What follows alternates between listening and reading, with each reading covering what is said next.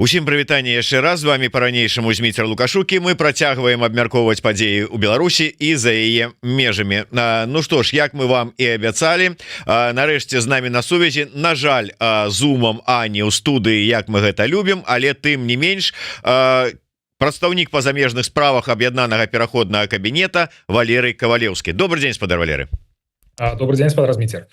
Толькі што вы мне скидывали фото, на якім відаць, што вы знаходзіцеся на сустрэчы з генеральным сакратаром паўночна-атлантычнай арганізацыі паўночна-атлантычнай дамовы Йонсом Столтенбергом. І зараз в эфир до мяне. Той спадар Йонсон адпусціў вас лёгка. Увогуле раскажыце про тое, што там у вас адбываецца, з якой нагоды сустрэчы. Ну, прыйшлося, конечно, адпрошвацца, сказаць, што вельмі важны эфір чакае, што беларусы хочуць ведаць пра гэтую сустрэчу. Но але калі без жартаў, то, канешне, гэта вельмі важны для нас дзень. Дзень, калі мы усталявалі адносіны з адной найбольш аўтарытэтных, уплывовых арганізацый. НАТО — гэта тая структура, той фактор, які забяспечвае стабільнасць і бяспеку ў еўрапейскім рэгіёне ўжо 75 гадоў. І так мы разумеем, што ёсць шмат спробаў дэманізаваць гэтую структуру з боку прапаганды, з інфармацыі Лукашэнкі і Пуціна, але праўда заключаецца ў тым, што асновай для самого гэта альянсу з'яўляецца каштоўнасці, якія вельмі блізкія для беларусаў. Гэта дэмакратыя, гэта правы чалавека, гэта вяршэнства права, гэта індывідуальная свабода. Это тое, што для нас важна было і ў 20-м годзе, і да таго, ну і цяпер, канешне, мы ўсе імкнемся да таго, каб наша краіна жыла па гэтых каштоўнасцях. Таму сапраўды вельмі важны дзень. Была спачатку сустрэча з генсекам НАТО Йенсом Столтенбергом, і пасля быў брыфінг для ўсіх амбасадараў краін НАТО, якія знаходзяцца ў Брусэлі. Это 32 краіны, сярод іх і нашыя такія традыцыйныя саюзнікі, краіны Еўрапейскага звязу, Паўночнай Амерыкі, але таксама там прысутнічалі, напрыклад, і Венгрыя, і Турцыя, якія таксама уважліва слухалі все тыя пасылы, якія прыйшлі ад Святланы Цханаўскай. А што гэта былі за пасылы? Ну, мы казалі, зноў жа, это вельмі важна, каб нас разумелі правільна, каб Беларусь не ўспрымалі як частку Расіі. Гэта тая інерцыя, якая склалася ўжо даўно, што Беларусь нібыта краіна, якая згубіла свой суверэнітэт, таму што Лукашенко яго згубіў. Але мы кажам пра тое, што так, Лукашенко — гэта той чалавек, які не мае легітымнасці, не мае ўлады, але давайте не будзем забывацца, што крыніцай улады ў Беларусі з'яўляецца беларускі народ. І трэба гэты народ падтрымаць у тым, каб адстаяць сваю незалежнасць. Казалася, канешне, і пра тое, што Лукашенко стаў пагрозай для незалежнасці, для міру і бяспекі іншых краін. Разам з тым ён прынёс бяду ў наш уласны дом. І што з гэтым таксама трэба штосьці рабіць, што самы кароткі шлях да перамогі ўкраіны — гэта дэмакратычная Беларусь. Мы пра гэта гаворым ужо не адзін месяц, настойваем на тым, каб менавіта гэтая стратэгія вызначала палітыку па Беларусі у краінах захада. Ну, але разумеем, што такія складаныя ідэі, іх трэба прасоўваць настойліва. Гэта не робіцца за адзін дзень. Ну, але тым не менш трэба выкарыстоўваць усе магчымасці для гэта. І НАТО ў гэтым сэнсе гэта прыкмета такой вельмі добраякаснай дыпламаты. Мы павінны размаўляць з тымі арганізацыямі, з тымі структурамі, якія сапраўды ўплываюць, якія сапраўды могуць прыняць рашэнне і выканаць гэтае рашэнне. І альянс — гэта менавіта тое самае месца. Пагадзіцеся, спадар Валеры, калі гучыць у адным сказе словы падтрымаць беларускі народ у яго празе да свабоды і слова генсек НАТО, то ўзнікаюць вельмі такія розныя думкі наконт таго, як НАТО можа памкненне беларускага народа падтрымаць. Ну, бачыце, мы можам паглядзець просто на то, як жывуць краіны НАТО сёння. Ці гэта краіны, дзе пануе мілітарысцкая культура, дзе пануюць і кіруюць ваенныя хунты. Не, гэта заўсёды дэмакратычныя краіны. Так, у іх могуць быць свае адрозненні ў сістэмах, так, у іх могуць быць нейкія праблемы тактычныя, але тым не менш гэта тыя краіны, якія абралі менавіта дэмакратычны шлях і мадэль развіцця. І гэтыя краіны ўсе паспяховыя. Мы можам таксама звярнуць увагу на нашых непасрэдных суседзяў, краіны Балтыі ці Польшчу, якія 20 гадоў таму уступілі у паўночна-атлантычны альянс. І паглядзі на то, як яны сябе адчуваюць, як працуюць іх эканомікі, як працуюць іх дэмакратычныя інстытуты, як яны адчуваюць сябе абароненымі. І менавіта вось гэтыя умовы 22 года, калі Расія ўжо цалкам адкрыла свае агрэсіўныя планы па адбудаванню імперыі, мы бачым, як гэтыя краіны сапраўды адчуваюць сябе ўпэўнена, таму што яны сярод сваіх сяброў, яны у той сям'і, якая ім заўсёды дапаможа, і НАТО якраз прадугледжвае тое, што будзе калектыўная абарона ў выпадку, калі будзе напад на аднаго з сябраў саюзнікаў альянса. Так, спадар Валерый, я бачу, что вас, досведчанага дыпламата і палітыка, так с наскоку не возьмешь, таму б'ю ў лоб. Значыцца, про Кобрынскі плацдарм правда была сказана? Ну, я б увогуле ніколі не ўспрымаў за праўду все тое, што гаворыць Лукашенко, ці тое, што гаворыць КДБ. Я давно не памятаю слова праўды з тых вуснаў ці з тых структур. Гэта тыя людзі, якія заўсёды хлусілі, заўсёды прадстаўлялі праўду няпраўдай, а з няпраўды спрабавалі з няпраўды ці з несправядлівасці спрабавалі зрабіць некую ісціну. Таму, безумоўна, гэта все бздура нейкая, гэта выдумкі і фантазіі Лукашенка, які спрабуе па-ранейшаму стварыць вобраз знешняга ворага. Нібыта Беларусі пагражаюць ці з тэрыторыі Украіны, ці з тэрыторыі краін НАТО, але мы разумеем, што гэта ніяк не адпавядае рэчаіснасці і што ніякіх пагроз, знешніх пагроз да Беларусі не існуе, акрамя Расіі. І гэта тыя дзверы, якія адчыніў і трымае адкрытымі сам Лукашенко.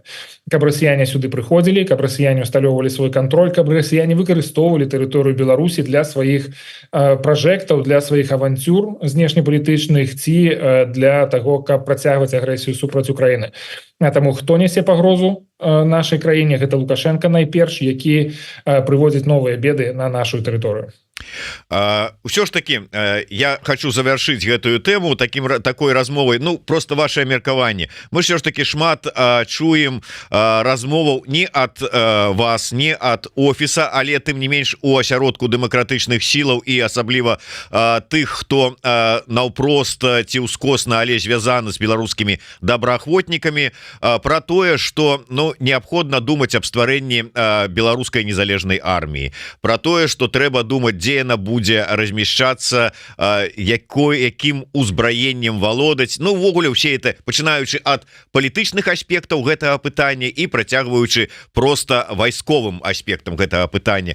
На фоне таго, ці магчыма, что вот скажем, генсекам НАТО увогуле генсекі змяняюцца, але калі сувязі ёсць, то яны ёсць, што можна будзе з НАТО паспрабаваць гэтае пытанне станоўча неяк вырашыць. І ўвогуле на фоне того, что мілітарысцкія нейкія такія настроі яны не мусяць быць у дэмакратычных сілаў Беларусі, наколькі можна гэтыя тэмы падымаць? Ну, найперш скажу, што наш дыялог, наши адносіны на сённяшнім этапе, яны выключна палітычныя, бо сам па сабе альянс гэта палітычны і ваенны альянс, то бок ёсць выразныя два блокі. Мы канцэнтруемся зараз менавіта на палітычнай павестцы дня, і менавіта там мы будзем працягваць свой дыялог і сваё супрацоўніцтва. Па-другое, НАТО як альянс займаецца пытаннямі калектыўнай абароны, гэта значыць, што рашэнні па ім павінны прымацца кансэнсусам. І калі прыходзіць з такімі ініцыятывамі, то можна чакаць, што гэтае пытанне будзе разглядацца ўсімі 32 краінамі. Я не думаю, што гэта самы рацыянальны шлях для таго, каб прыносіць такія ідэі да альянсу. Куды больш перспектыўным з'яўляецца размова на двухбаковых фарматах з тымі краінамі, якія пагадзіліся б рэалізаваць і падтрымліваць такія ініцыятывы. Таму не скажу, што НАТО можа быць часткай гэтай гісторыі, таму што мы вядзем выключна палітычны дыялог, таму што гэта пытанне тычыцца двухбаковага парадку дня. Добра, тады завяршаючы гэтае пытанне, ўсё ж таки пэўны час таму, скажем, з боку беларускіх дэмакратычных сіл прагучаў такі, як это на вашай мове дыпламатаў гаворыцца, такі быў падпісаны нават ці агучаны протакол аб намерах на уваходжанне ў будучым Беларусі ў склад Еўросаюза.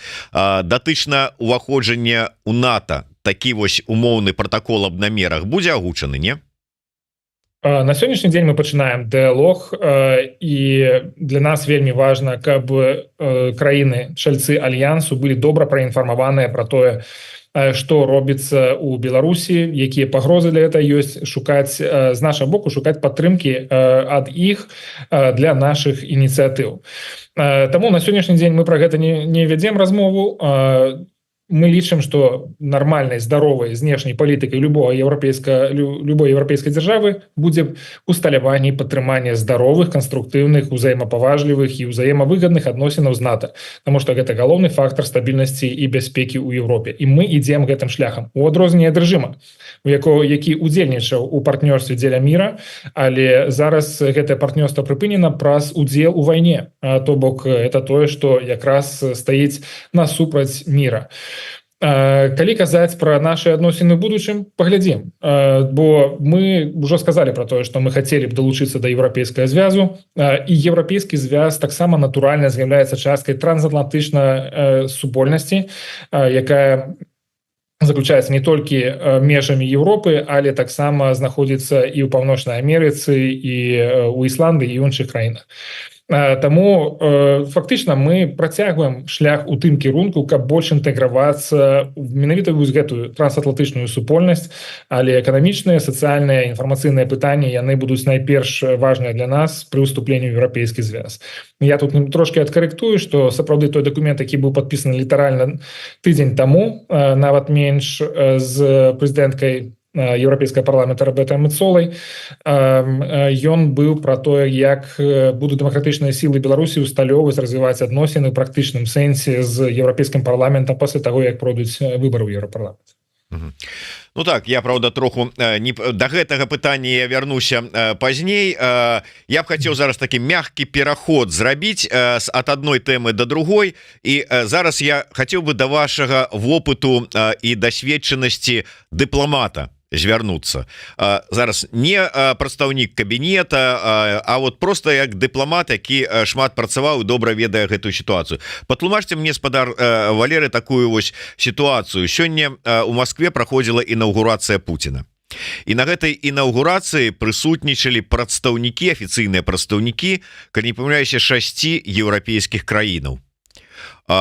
На фоне фактычна спынення адносінаў, на фоне вайны, на фоне пазіцыі, якую Еўросаюз выказвае, як это разумець?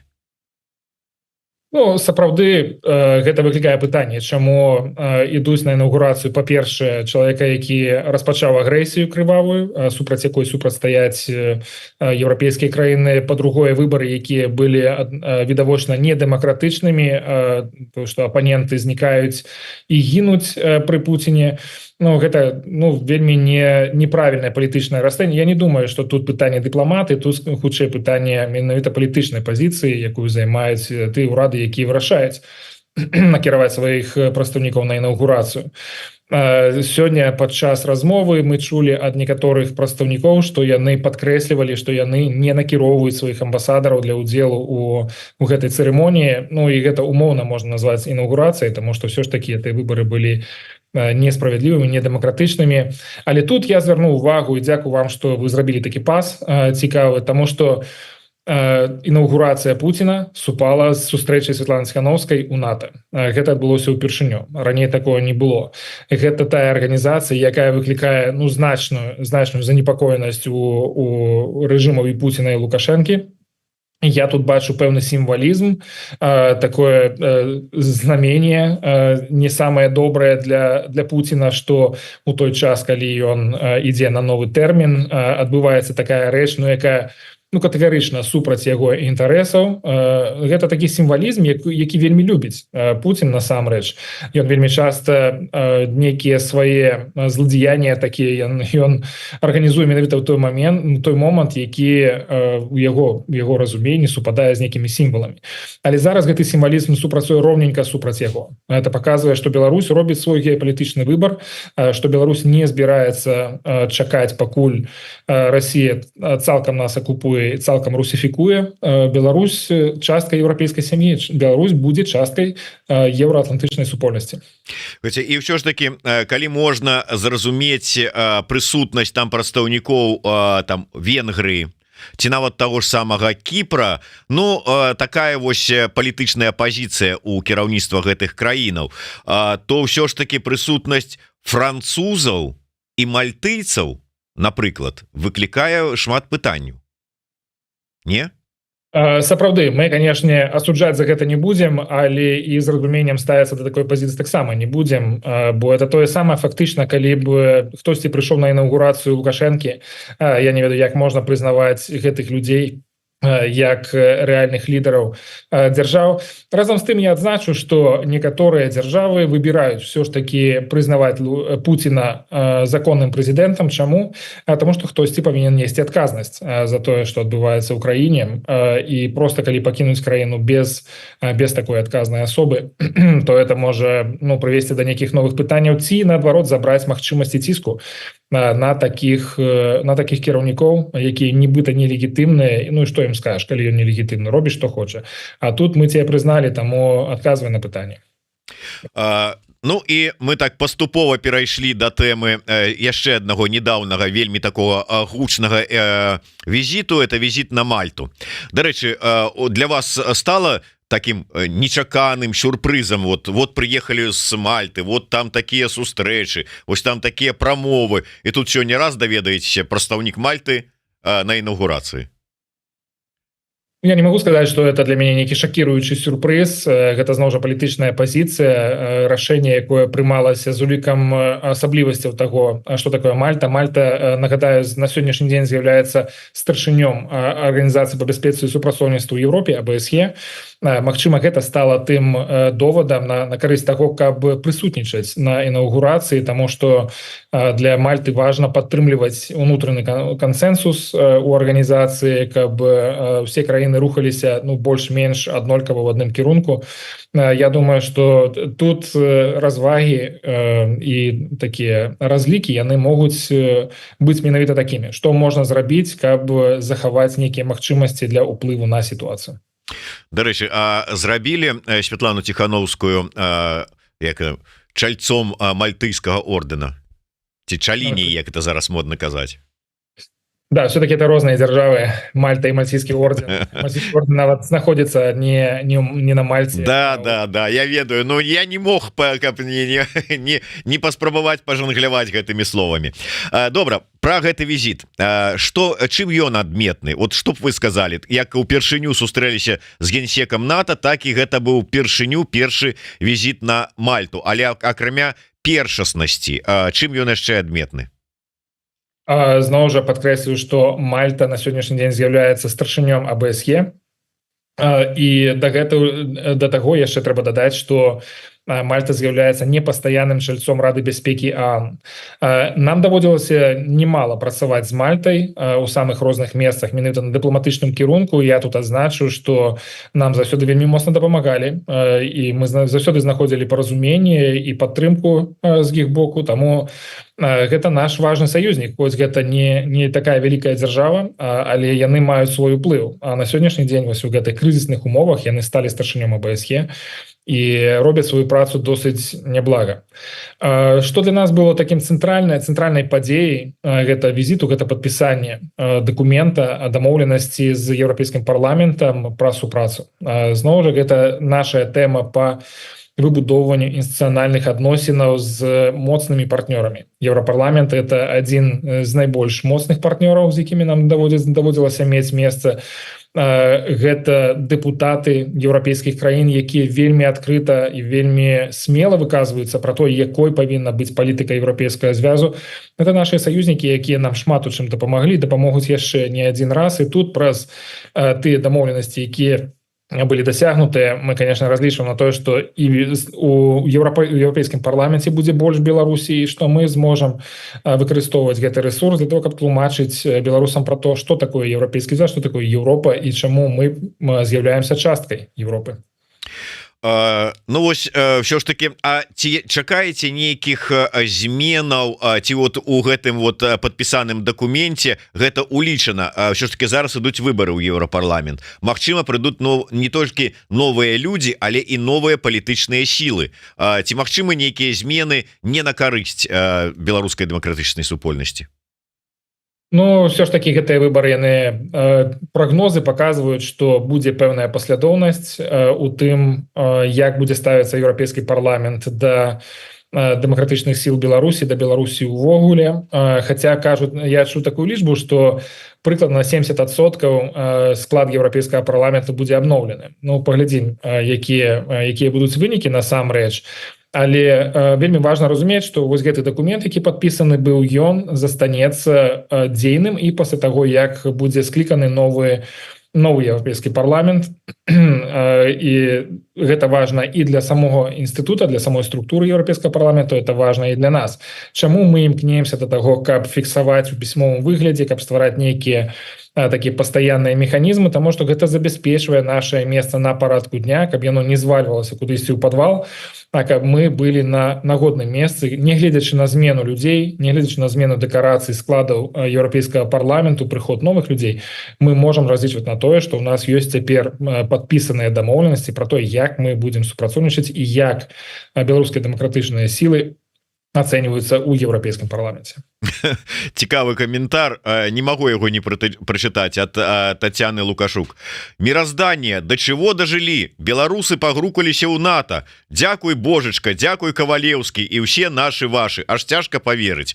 Вот такие уражені от навіны, якую вы нам сёння прынеслі. Падзяляеце эмоцыі?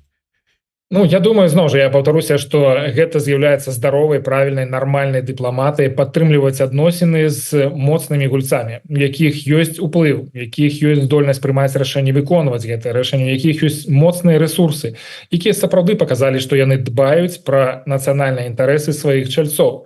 Чаму нам не мець менавіта такія добрыя адносіны з паўночна-атлантычным альянсам? Я думаю, што гэта правільна сёння і тым больш будзе правільна ў будучым. Калі Беларусь стане дэмакратычнай, гэта будзе нашым прыярытэтам выбудоўваць здаровыя, узаемапаважлівыя і ўзаемавыгадныя адносіны з НАТО. Ведаеце, калі я чытаў інфармацыю пра сустрэчы Святланы Ціхановскай на Мальце, дарэчы, раю ўсім, хто гэтага не зрабіў, падпісацца і на тэлеграм-канал Святланы Ціхановскай, і на тэлеграм-канал Аб'яднанага пераходнага кабінета, і на тэлеграм-канал вось адмыслова прадстаўніка па замежных справ Аб'яднанага пераходнага кабінета Валерыя Кавалеўскага. Ну, калі для вас гэта бяспечна, не забываючыся пры гэтым падпісвацца на YouTube канал Еўрарадыё. Так вось, цытую, падчас сустрэчаў абмяркоўвалі супрацу дэмакратычных сілаў Беларусі і Еўрасаюза, супольныя крокі ў АБСЕ, Радзе Еўропы, Радзе бяспекі ААН.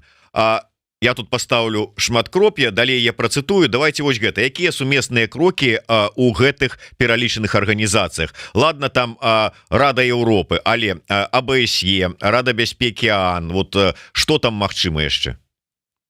Ну, якраз такі в ОБСЕ вельмі складаная сітуацыя, бо там прысутнічаюць дагэтуль рэжымная Беларусь, там прысутнічае Расія, таму там даволі цяжка насамрэч працаваць. Рашэнні, якія прымаюцца, там прымаюцца менавіта кансэнсусам, і тым не менш вельмі важна інфармаваць гэтай краіны пра тое, што адбываецца. У ОБСЕ ёсць свае інструменты, якія могуць быць задзейнічаны для таго, каб больш аказваць уплыў на сітуацыю Беларусі. Зараз гэта тое, што мы абмеркавалі з міністрам, з Янам Боргам. Я спадзяюся, што пасля вылучэння нашых прапаноў будуць адпаведныя рашэнні. Калі казаць пра Раду бяспекі ААН, то ўжо вельмі даўно мы прасоўваем ідэю таго, што наступ России на Беларусь заслугоўвае разгляду на Радзе бяспекі ААН. Гэта сітуацыя вельмі небяспечная для нашай незалежнасці, для нашай дзяржавы, для нашага грамадства, для нашай нацыі. Мы бачым, што праз такія комплексныя дзеянні Россия паступова забірае у нас і першае, другое, трэцяе дзяржаву, грамадства і нашу нацыю, нашу нацыянальную ідэнтычнасць. І гэта трэба выносіць менавіта на Раду бяспекі ААН. Гэта самы галоўны орган, які займаецца пытаннямі міру і бяспекі. Менавіта там павінна разглядацца беларуская сітуацыя, безумоўна, з удзелам Святланы Ціхановскай як прадстаўніка беларускага народа. Мальта на сённяшні дзень з'яўляецца менавіта чальцом, непастаянным чальцом Рады бяспекі ААН, і мы спадзяемся, што яны будуць нашым саюзнікам у прасоўванні гэтай ідэі. Я цитую далей. Зараз ось такія супольныя крокі змяняюцца у гэтым інфармацыйным паведамленні на магчымыя крокі. Так вось, магчымыя крокі па вызваленні палітвязняў і падтрымку рэпрэсаваных, санкцыі, супрацу на дыпламатычным узроўні. Давайте вот самае балючае. Якія магчымыя крокі па вызваленні палітвязняў разглядаліся і што рэальна магчыма, на ваш погляд? Гэта ціск, безумоўна, той ціск, які павінен аказвацца, это выкарыстанне дыпламатычных каналаў па давядзенні інфармацыі, па пошуку нейкіх зачэпак, праз якія можна было б вызваляць людзей. Гэта таксама ідэя стварэння, дакладна, это ўжо не ідэя, гэта ўжо факт, это стварэнне фонда падтрымкі палітычных зняволеных, які быў анансаваны Нарвегіі падчас візіту Святланы Ціхановскай некалькі тыдняў таму. Гэты фонд на сённяшні дзень ужо мае пэўную суму, першы унёсак ад нарвежскага ўраду. Мы размаўляем з рознымі ўрадамі, з рознымі краінамі, каб яны рабілі свой пасільны ўнёсак столькі, колькі яны маглі б зрабіць. Все ж таки важна, што цяпер ёсць тое адное месца, куды можна прынесці сваю дапамогу, бо раней гэта не было, і там у розных урадаў узнікалі пытанні, як гэта зрабіць найбольш эфектыўна і бяспечна. Цяпер гэтае пытанне вырашана. Таму па палітычных зняволеных прыкладна такая павестка. Я хочу закрануць яшчэ одну тэму. Гэта пытанне даслаў нам наш глядач-чытач у Telegram. Адразу як толькі вот мы выдалі анонс наших эфіраў, я цытую: як спадар Валер адносіцца да чэргаў на мяжы, ці павінны беларусы несці калектыўную адказнасць? Ён казаў, што трэба адкрываць межы і нават узнаўляць палёты самалётаў у Еўрасаюз. Падтрымліваю, але ці магчыма гэта зрабіць зараз? Я, конечно, мне вельмі расстраиваю гэтае паведамленне про тое, што беларусы могуць стаяць на мяжы і 10, і 20, і 30, і 40 гадзін. Гэта абсолютно несправядліва, гэта неправільна, гэта тычыцца абсолютно нормальных людзей, і не трэба думаць, што не трэба вешаць нейкія ярлыкі на людзей, якія працягваюць жыць у Беларусі, ці якія ездзяць паміж, напрыклад, Польшчай і Беларусю. Гэта права людзей, гэтае права трэба паважаць. Свабода перасоўвання — гэта тое права, за якое мы змагаемся. Мабільнасць беларусаў — гэта той прыярытэт, за які мы таксама змагаемся. Таму я і выказваўся на карысць таго, каб працаваць над аднаўленнем чыгуначнага пасажырскага злучэння паміж сталіцамі, паміж Мінскам і Варшавай, Мінскам і Вільнюсам. Гэта быў бы правільны крок, які разгрузіў бы вось гэтыя аўтамабільныя пераходы. Я кажу это не просто таму, што каб это рабілася за ўсё добрае супраць усяго кепска. Я тут адзначаю, праводжу паралель з тым, што чыгуначнае злучэнне працуе для грузаў, то бок для краін Европы нормально гандляваць з рэжымам у абодва бакі, але ненармальна забяспечваць умовы для перасоўвання пасажыраў, фізічных асобаў. Таму на ўсіх гэтых межах, на ўсіх гэтых пераходах існуюць неабходныя механізмы верыфікацыі, праверкі на бяспеку і гэтак далей. Як яны працуюць на аўтамабільных пераходах, гэтаксама яны працуюць і на чыгуначных станцыях. Тое самае можна сказаць і пра палёты.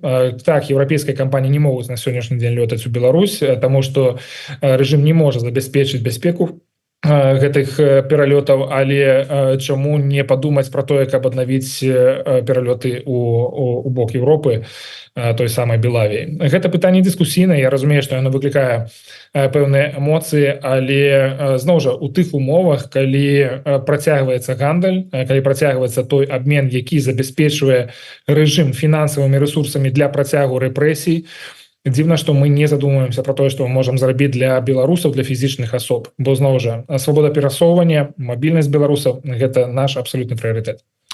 Ну так, безумоўна, калі стаяць на мяжы па сутках, каб пераехаць вось менавіта з Беларусі ў Польшчу, гэта жах, канешне, але у дадзеным выпадку яшчэ і важна, а ці ёсць у цябе з чым стаяць, каб пераехаць праз эту мяжу. Я маю на ўвазе віза. Калі візы няма, то ты нават вот хоць 40, хоць 80 гадзінаў там стой, нічога не дапаможа. І зараз шмат размоваў сярод тых же самых удзельнікаў выбараў у Коордынацыйную раду про тое, што вот выдача віз, там размова ідзе, Франак нават вячорка казаў про тое, што наша мэта дасягнуць узроўню 1 мільён візаў шенгенскіх для беларусаў у год, як это было раней. Скажите мне, як дыпламат, які ведае, як працуе пасольство і самае галоўнае консульство, якое візы ўсе гэтыя выдае і афармляе. У сённяшніх умовах, калі скарочаная колькасць супрацоўнікаў у консульствах, пачынаючы ад польскага, там літоўскага і ўсіх астатніх, наколькі гэта рэальна? Ну, я насамрэч не вельмі згоден з лічбай 1 мільён віз на год, што некалі выдаваліся да ковіда. Мне здаецца, што эта лічба была дзесьці каля 600 тысяч, што насамрэч таксама вельмі шмат. Я б не перамяншаў значнасць гэтай лічбы. Але так, канешне, 1 мільён візаў на год ці 600 ці 500 тысяч візаў на год гэта вельмі значная лічба, і сапраўды консульскім службам, якія ўжо вельмі скарочаныя, некаторыя амбасады просто амаль цалкам закрытыя, будзе складана справіцца з такімі аб'ёмамі, з такімі лічбамі. Але што за гэтымі лічбамі значнымі? Там няхай будзе 500 тысяч візаў на год. Тое, што некаторыя з іх атрымліваюцца аднымі і тымі самымі фізічнымі асобамі. Чаму? Таму што гэтыя візы кароткатэрміновыя. Таму, напрыклад, я ставлю пытанне перад нашымі еўрапейскімі партнёрамі, каб яны больш выкарыстоўвалі практыку выдачы доўгатэрміновых візаў. Чаму не даваць 3 ці 5гадовыя візы? І чалавек да вас прыйшоў адзін раз на 5 гадоў, і вы больш яго не бачыце. Гэта не нагрузка для чалавека, гэта не нагрузка для консульскай службы. І так, магчыма, мы згубім некаторыя паказальнікі. Гэта будзе не 1 мільён візаў, а 100 тысяч візаў на год. Але мы будзем ведаць, што гэтыя людзі сапраўды забяспечаны гэтым інструментам на доўгатэрміновую перспектыву. Ну і на завяршэнне наша любимая тэма — пашпарт Новай Беларусі. Што чуваць, на якім этапе зараз знаходіцца? Таксама моя любимая тэма, дзякую, што не забываеце. Да, зараз, сапраўды, я тут хочу попросіць прабачэння за тое, што гэта займае столькі часу, што столькі ўжо адкладалася, што ёсць такое пэўнае тармажэнне там, дзе яго не павінна было быць, і там, дзе мы яго не чакалі. Але зараз, літаральна, зараз у гэтыя дні мы заканчваем фармаванне каманды кіраўніцтва органа выдачы, без якога мы не можам пачынаць тэхнічную працу па гэтым праекце. Калі будзе сфармаваная гэтая каманда, а я кажу уже тут літаральна пра некалькі дзён, што гэтая праца павінна быць скончана, тады мы зробім і адпаведную абвестку пра гэтых людзей, бо яны стануць тварам і голасам гэтай структуры, і гэта будзе тое месца, куды можна будзе сапраўды прыходзіць з пытаннямі пра тэхнічны бок, што робіцца, што зроблена, якія планы. Мы вельмі хацелі быць больш празрыстымі, больш зразумелымі для беларускага грамадства, і спадзяемся, што менавіта сфармаванне такого касцяка гэта органа выдачы, яно дапаможа зняць гэтыя праблемы. Але все наши планы, все наши задумы, візія таго, куды мы хочам прыйсці і як мы хочам гэта зрабіць, все застаецца актуальным. Чакайце, я разумею, сфармаваць каманду, якая будзе гэтым займацца, гэта справа нелёгкая, тому что тут павінны людзі ўсё ж таки і пагадзіцца на гэта, і яны павінны быць дасведчаныя, яны павінны быць правераныя. Гэта ўсё пры абмежаваных ресурсах, яно ўсё ж таки дастаткова складанае. Але вот это фармаванне каманды, ад яго залежыць, калі там запусціцца ў друк пробная партыя пашпартоў ці не, вот сувязь тут ёсць? У пэўным сэнсе так, таму што гэтая каманда павінна ўзяць на сябе адказнасць і зацвердзіць ужо канчатковы дызайн пашпарта, які пойдзе ў друк. Будзе таксама вырашацца пытанне з краінавым кодам. Гэта таксама важная тэма, якая павінна быць ужо прадстаўлена ў самім узоры дакумента. З ім пасля мы пойдзем да нацыянальных урадаў з просьбай аб прызнанні. Таму вельмі важна, каб у нас была паслядоўнасць, каб у нас была сістэма прыняцця рашэнняў і каб гэтыя рашэнні былі абгрунтаваныя, каб пасля, калі прыйдзе каманда, не было пытанняў, чаму вы прынялі такое рашэнне і чым вы кіраваліся пры прыняцці гэтага рашэння. Ну вот чалавек прыйшоў, які відаць валодае інфармацыяй, ну не горш за Ігора Тура, я так подозраю, які піша: Валерий, расскажите, что это за новые организации в Литве, основанные для белорусского паспорта, почему в них литовские директора? Так что там за литовские директоры будут выдавать белорусские паспорты?